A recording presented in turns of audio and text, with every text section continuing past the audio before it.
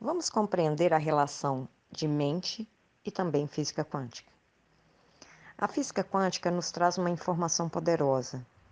No experimento da dupla fenda, que vou mostrar daqui a pouco, podemos perceber que a mente, ou o que a mente acredita, torna a sua realidade. Em outras palavras, se diz que tudo o que eu vivo, eu criei, seja um acidente ou ganhar na loteria. No livro O Segredo se fala sobre isso, sobre como podemos visualizar algo e fazer com que isso vire realidade.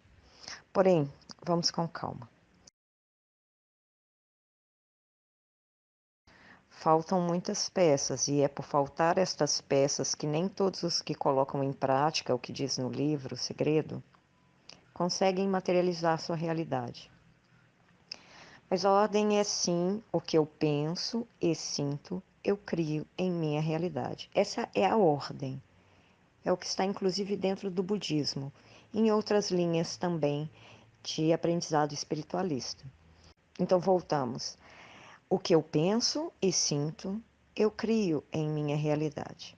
Mas este penso tem que ser uma crença, uma fé, acreditar piamente naquilo e precisa envolver o sentir. Se sinto muito medo, atrairei o que tenho medo. Porque observe, eu penso, eu vou cair de moto. Estou andando de moto e fico pensando, nossa, eu vou cair de moto, eu vou cair de moto. Passo a ter muito medo. Gotcha, tombo de moto. Então você pode dizer que vai passar a dizer assim: não, eu não vou cair de moto, eu não vou cair de moto. Sobe na moto e fica pensando: eu não vou cair de moto, eu não vou cair de moto. E que daí então você não vai mais cair. Porém, se você apenas repete a frase: eu não vou cair de moto, eu não vou cair de moto, mas tem medo de cair, o que o inconsciente está dizendo é: eu vou cair, e sente medo. Então eu estou dizendo não vou cair com a mente racional, falante, pensante, mas o que eu acredito realmente é o que vale. Não é possível enganar o universo, a energia que comanda essa criação. É preciso acreditar no que diz e sente para que a criação seja feita. Se eu simplesmente digo eu não vou cair de moto, mas o que eu estou sentindo é que vou cair, o que criarei é a queda. Lembro-me de um episódio do programa do Luciano Huck, onde o Luciano fazia um jogo. Ele ficava aguardando por pessoas que passavam pela rua e aquela que ajudava alguém de forma espontânea, ele ia premiar. Ele chegava e dava 1000 vezes o valor que esta pessoa tinha em moedas. Era uma parte do programa que se repetia todas as semanas. E um senhor assistiu aquilo e começou a pensar: eu quero muito ganhar. Eu quero ajudar uma pessoa na rua e eu já tenho até o hábito de ajudar todas as pessoas que eu encontro. E quero ganhar, então eu vou passar a andar com moedas de R$ 1. Muitas moedas de R$ 1, porque eu quero ganhar o máximo que eu conseguir. Todas as vezes que eu sair de casa, eu vou colocar muitas moedas de R$ 1 dentro da minha mochila. Eu tenho certeza absoluta que cedo ou tarde eu vou encontrar o Luciano Huck e vou ganhar esse dinheiro. Eu estava assistindo o programa quando o Luciano encontra esse senhor e ele fala com esse senhor sobre o fato dele ter sido observado ajudando uma pessoa. E esse senhor responde imediatamente: eu tinha certeza que eu ia receber esse dinheiro. E, inclusive, eu ando com moedas na minha bolsa, sempre pensando nisso. E ele tirou um pote com muitas moedas de R$ 1. Foi o maior prêmio que o Luciano deu dentro deste quadro, porque o senhor acreditava claramente que ia ser um escolhido.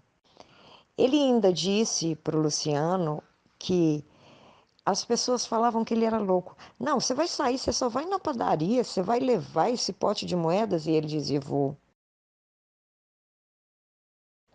Eu não saio de casa sem esse pote de moedas, porque esse pote de moedas é que vai me dar o prêmio que eu quero. A gente poderia dizer que foi coincidência, Mas uma coisa é certa, a fé inabalável dele se concretizou. Isso é a lei da atração. Nossos pensamentos e sentimentos emitem ondas, e essas ondas têm o poder de atrair ondas semelhantes. Então, se eu vibro amor, atraio amor. Se vibro abundância, atraio abundância. Porém, pensamos e sentimos de forma muito automática. Estamos o tempo inteiro falando internamente, de forma automática, calculando, projetando, julgando, nos diminuindo de forma muito automática. Muitas vezes, nem mesmo colocamos atenção no que estamos pensando e vibrando. Deixamos a mente no comando e nos identificamos com a mente como se a mente fosse o que somos. Como pensamos de forma automática e deixamos as coisas virem sem escolhas, a nossa realidade é assim criada, de forma automática, a própria sorte. Quantas vezes coisas ruins aconteceram do nada, comigo ou com você? E mais, quantas vezes você presenciou alguém dizendo: "Ah, comigo é sempre assim, isso sempre acontece"? Ou alguém dizendo: "Quando tudo está bem na minha vida, acontece alguma coisa e aí fica tudo ruim de novo". Às vezes até você mesmo pode ter o hábito de fazer isso. Esse tipo de pensamento habitual e corriqueiro se torna uma crença forte e passa a criar eventos negativos e repetitivos. Não acredite no que eu estou te dizendo, apenas guarde estas informações, porque vamos nos aprofundar nelas, para que você possa saber muito bem e claramente observar essas questões e mudar estes automatismos.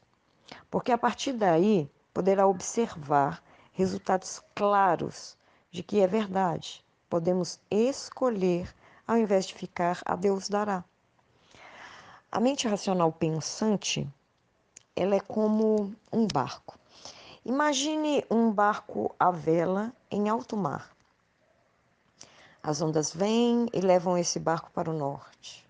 O vento ajuda a levar o barco para o norte. Durante o percurso, esse barco vai bater em algumas pedras, pode entrar muita água nele. E depois as ondas vêm e levam esse barco para o oeste. E continua a levar para o oeste. Ele bate em outras pedras. Entra mais água dentro do barco. O vento vem e leva para o sul. E assim vai o barco, de tempo em tempo, de lado em lado. Em certo momento vem uma onda muito forte e vira o barco de cabeça para baixo. E ele fica ali, flutuando, até que vem uma outra onda muito forte e o desvira. Ele está já muito deteriorado. E então, um iceberg no meio do mar. Neste momento, descobre-se que existe uma pessoa dormindo tranquilamente dentro de um quartinho dentro deste barco, um alojamento no barco. Essa pessoa é acordada por um apito de perigo, porque os radares do barco demonstram que existe um perigo eminente e muito grande. Então essa pessoa corre e começa a direcionar o barco para que ele saia da direção deste grande perigo, desta grande pedra, deste grande iceberg. A questão é, os ventos que levam o barco são os pensamentos, automáticos, sem controle, assim como as ondas. O barco é o nosso corpo e o ser que está dormindo é o nosso espírito. Se despertamos o espírito para comandar e observar a mente pensante, as emoções automáticas, que seriam as ondas e os ventos, observar, aprender a comandar, içar as velas para que possa controlar o caminho do barco, que seria o corpo físico, nós não vamos estar passando por eventos que seriam de sorte ou azar, eventos automáticos. Mas é necessário trazer o ser à frente, o observador, para que ele tome posse dos pensamentos e faça escolhas. A ferramenta pensante é uma ferramenta magnífica e poderosa. Sem ela é impossível criar. Porém, é necessário fazer escolhas, usar da mente superior, usar da mente espiritual, usar da consciência superior. A abertura de percepção, conexão com a mente superior é que faz isso. E este é o passo que todos os buscadores estão dando. E é por isso que alguns conseguem criar a sua realidade e outros não. É necessário desconectar-se da identificação com a mente pensante, a mente emocional e reconectar-se à mente espiritual. As respirações diárias, o copo de água que tomamos, o aquietar, o observar, trazer o conhecimento e observar a mente pensante nos ajuda e nos auxilia a alimentar a consciência eu maior.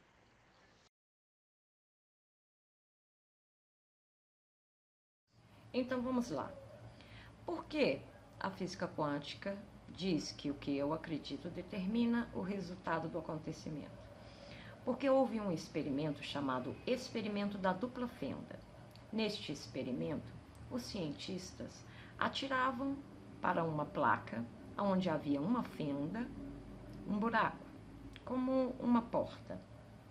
Atiravam em direção a esta placa partículas de matéria, como bolinhas de gude. Atiravam várias bolinhas de gude e essas bolinhas atravessavam essa porta aberta, esta fenda, e tocavam do outro lado em algum lugar, formando ali atrás uma linha reta, uma marca aonde elas batiam.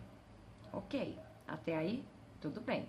Eu atiro as bolinhas de gude, elas passam pela fenda e atrás, em uma parede, elas marcam aonde elas tocaram. Porém, quando eles colocaram duas fendas, duas portas nesta placa e voltaram a atirar as partículas de matéria, ou seja, as bolinhas de gude, o que aconteceu?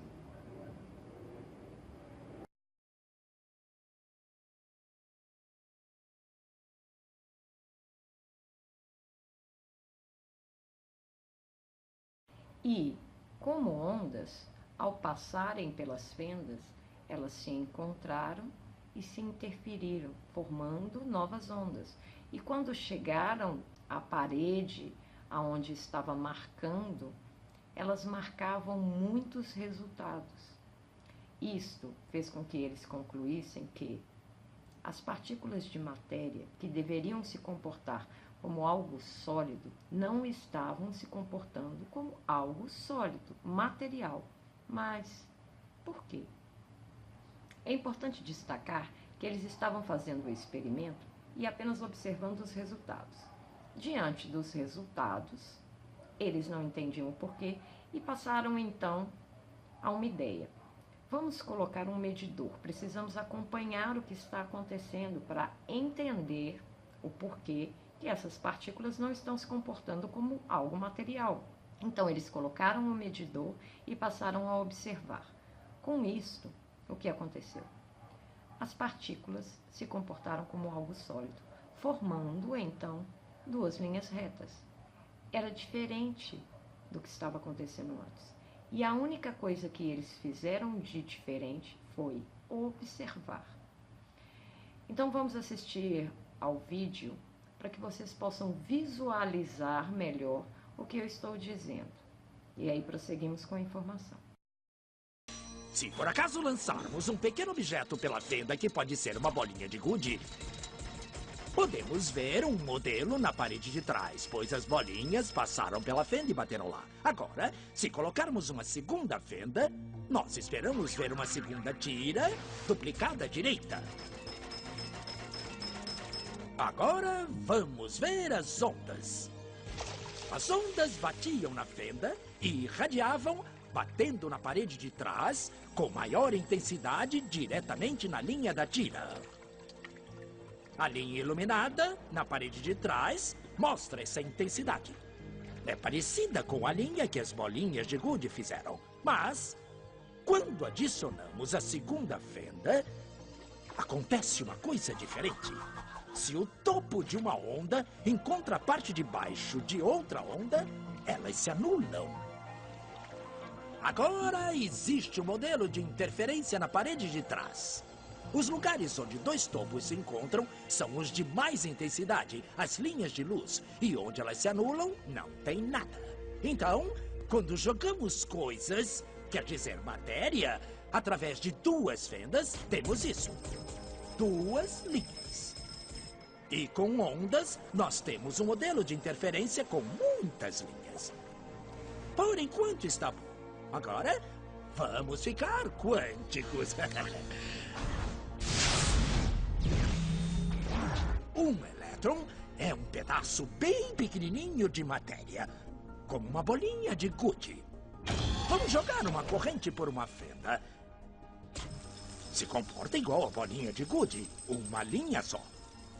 Então, se lançarmos essas coisas pequenininhas pelas duas fendas, devemos ter, como com as bolinhas, duas linhas.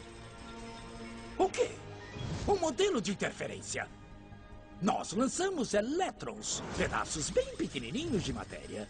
Mas temos um modelo igual ao das ondas, não como o das bolinhas. Como? Como pedaços de matéria podem criar um modelo de interferência como o das ondas? Isso não faz sentido. Mas os físicos são espertos. Eles pensaram, talvez essas bolinhas estejam pulando umas nas outras e criando este modelo. Então, eles resolveram lançar os elétrons um de cada vez. Assim, não teria jeito de interferirem um no outro. Mas depois de uma hora, o mesmo modelo de interferência estava aparecendo. Não existe outra explicação. O elétron sozinho sai como uma partícula, se torna uma onda de potenciais, passa pelas duas fendas e interfere consigo mesma para bater na parede como uma partícula. Mas, matematicamente, é mais estranho ainda. Passa pelas duas fendas e por nenhuma. E passa por uma só e passa só pela outra. Todas essas possibilidades estão em superposição uma com a outra. Mas os físicos ficaram incomodados com isso. Então, decidiram espiar e ver por qual fenda o elétron realmente passa. Eles colocaram um equipamento medidor em uma fenda para saber por qual delas o elétron passou e seguiu voando. Mas o mundo quântico é muito mais misterioso do que eles podiam imaginar. Quando eles observaram, o elétron voltou a se comportar como uma bolinha de gude. Ele produziu um modelo de duas linhas, não um modelo de interferência com várias linhas. Só o ato de medir ou observar por qual fenda o elétron passaria fez com que ele passasse por uma fenda, não pelas duas. O elétron decidiu agir diferente, já que ele sabia que estava sendo observado. E foi assim que os físicos entraram nessa terra estranha e misteriosa dos eventos quânticos. O que é a matéria? Bolas de gude ou ondas? E ondas de quê? E o que o observador tem a ver com tudo isso? O observador acabou com a função de onda simplesmente por observar. A grande novidade é que na física quântica, todos os objetos são representados como ondas de possibilidades, não como coisas determinadas. Por exemplo, se eu jogo uma bolinha de ping-pong para cima, eu espero que ela vá cair de volta na minha mão. É uma coisa determinada. Porém, se eu penso como múltiplas possibilidades e jogo a bolinha para cima, ela pode continuar subindo ou ela pode flutuar. Porém, a minha crença, o que eu acredito, é que ela vai cair. E segundo a física quântica, o que eu acredito determina o resultado.